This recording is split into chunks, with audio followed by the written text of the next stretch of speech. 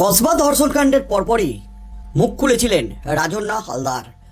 তৃণমূলের নেত্রী তথা ছাত্র নেত্রী রাজন্না হালদার মুখ খুলেই কিন্তু একের পর এক বিস্ফোরণ ঘটিয়েছিলেন মনোজিতের বিরুদ্ধে। রাজন্নার নগ্ন ছবি এআই দিয়ে তৈরি করে ভাইরাল করেছিলেন মনোজিৎ। এমনই কিন্তু বিস্ফোরক দাবি করেছেন রাজন্না হালদার একের পর এক বোমা ফাটিয়েছেন। তার ফলে তৃণমূলে আরও কোণঠাসা এই মুহূর্তে রাজন্নার বিরুদ্ধে মুখ খুলেছে ফিরাদ কন্যা থেকে শুরু করে একাধিক জন।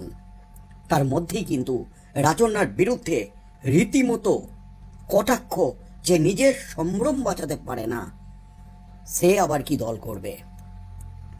একের পর এক বিস্ফোরক কটাক্ষ ছুড়ে দিয়েছে রাজন্নার দিকে। আর এবার অবশেষে মুখ খুললেন রাজন্না হালদার। কসবা কাণ্ডের পর ফের বিস্ফোরক রাজন্না হালদার এবার তৃণমূলের বিরুদ্ধে একেবারে বিস্ফোরণ ঘটিয়ে চরম বার্তা দিয়ে দিলেন রাজন্না হালদার। কারণ মনোজিৎ কাণ্ডের পর থেকে একের পর এক শিক্ষা প্রতিষ্ঠানে নারী নির্যাতনের ছবি সামনে আসছে। এর মধ্যেই ভাইরাল হয়েছে সোনারপুরে ছাত্রীকে দিয়ে তৃণমূল নেতার মেসেজ। তার মধ্যেই কিন্তু মুখ খুলি কার্যত পোল খুলে দিলেন এবার রাজন্না হালদার। কসবা কাণ্ডের আবহে এবার নতুন ভাইরাল ভিডিও ঘিরে তুমুল বিতর্ক। দক্ষিণ চব্বিশ পরগনার সোনারপুর মহাবিদ্যালয়ে বিস্ফোরক অভিযোগ। কলেজের ইউনিয়ন রুমে এক ছাত্রীকে দিয়ে মাথা ম্যাসাজের অভিযোগ উঠেছে। তৃণমূলের এক যুব নেতার বিরুদ্ধে অভিযোগ জানাচ্ছেন তৃণমূলেরই এক কাউন্সিলর। 1.5 বছর আগেও তিনি অভিযোগ জানিয়েছিলেন। সেই অভিযোগের প্রেক্ষাপটে এবিপি আনন্দে বিশেষ সাক্ষাৎকার দিলেন সাসপেন্ডেড টিএমসিপির নেত্রী রাজন্না হালদার।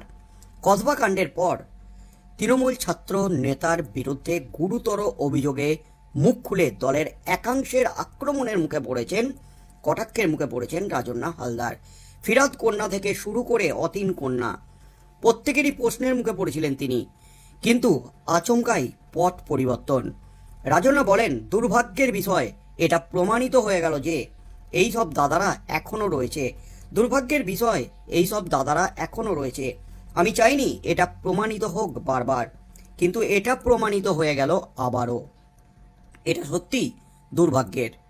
রাজন্নাকে প্রশ্ন করা হয়েছিল, বারবার আপনি অভিযোগ করেছিলেন পার্টির মধ্যে বিভিন্ন জায়গায় মনোজিৎ মডেল ছড়িয়ে আছে, এটা কি মনোজিৎ মডেলের একটি ছবি?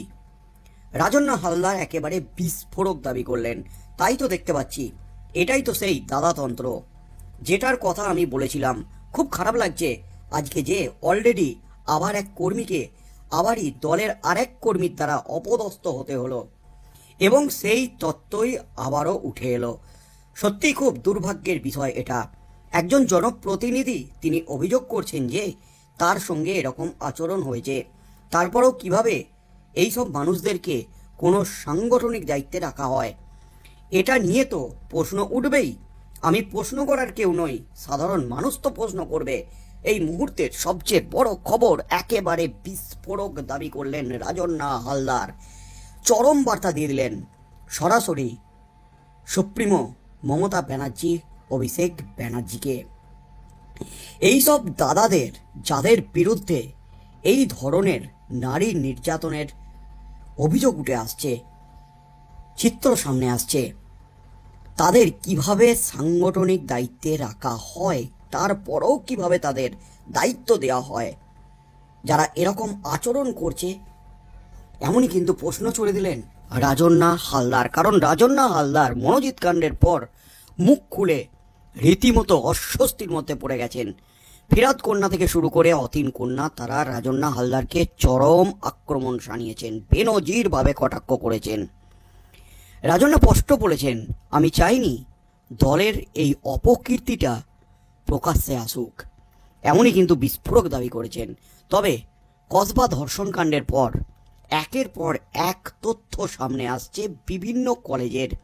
মনোজিৎ মডেল যে বিভিন্ন কলেজে ছড়িয়ে রয়েছে এবং সেই কলেজের ছাত্র নেতা দাদাদের কীর্তি সেগুলি সামনে আসছে। সোনারপুর কলেজের সেরকমই এক ভিডিও ভাইরাল হতে রীতিমতো চাঞ্চল্য ছড়িয়ে পড়েছে গোটা রাজ্য জুড়ে। সোনারপুরে নাকি এক ছাত্রীকে দিয়ে মাথা টেপানোর মেসেজ করানোর অভিযোগ উঠেছে তৃণমূলের ছাত্র নেতার বিরুদ্ধে। আর তার পরপরই ফের মুখ খুললেন রাজন্না হালদার।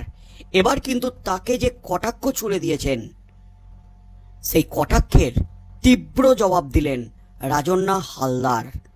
আমি প্রশ্ন তোলার কেউ নেই, সাধারণ মানুষ তো প্রশ্ন তুলবে। এই সমস্ত যারা অপকীর্তিতে জড়িত, যাদের বিরুদ্ধে এই ধরনের অভিযোগ উঠছে, তাদের কিভাবে সাংগঠনিক দায়িত্বে রাখা হয়। মূলত এবার দক্ষিণ 24 পরগনার সোনারপুর মহাবিদ্যালয়ে ভয়ঙ্কর অভিযোগ উঠেছে।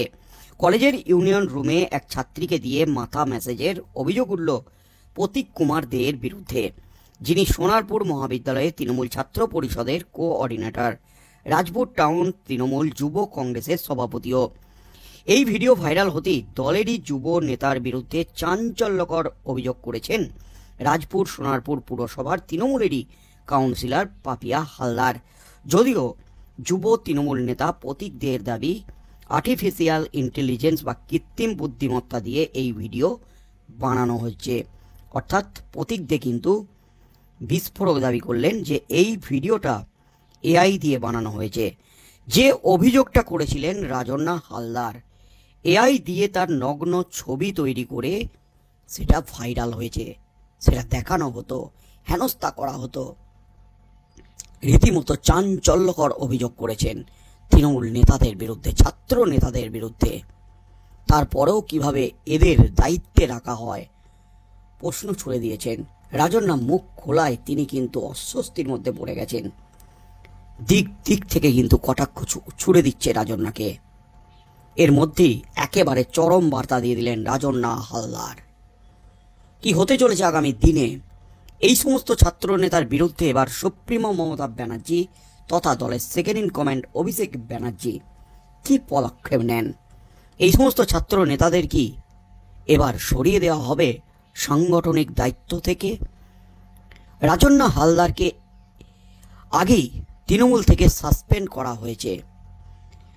রাজন্না হালদার যে বিস্ফোরক দাবি করলেন, তারপর রাজন্নার ভবিষ্যৎ কি হতে চলেছে? তিনি কি তৃণমূল ছেড়ে এবার বিজেপি বা সিপিএম কংগ্রেস অন্য কোথাও যোগ দেবেন? কি হতে চলেছে আগামী দিনে? 2026-এর বিধানসভা নির্বাচনের আগে যে সমস্ত বিস্ফোরক সব অভিযোগ উঠছে এবং বিরোধীরা এই সমস্ত অভিযোগকে একেবারে লুপে নিয়ে প্রচার শুরু করে দিয়েছে শাসক দলের বিরুদ্ধে। তাই শেষ পর্যন্ত কি হতে চলেছে 2026-এর বিধানসভার আগে? রাজন্না কি পদক্ষেপ নেন, কি সিদ্ধান্ত নেন, সেদিকেই চোখ থাকবে গোটা রাজ্যের।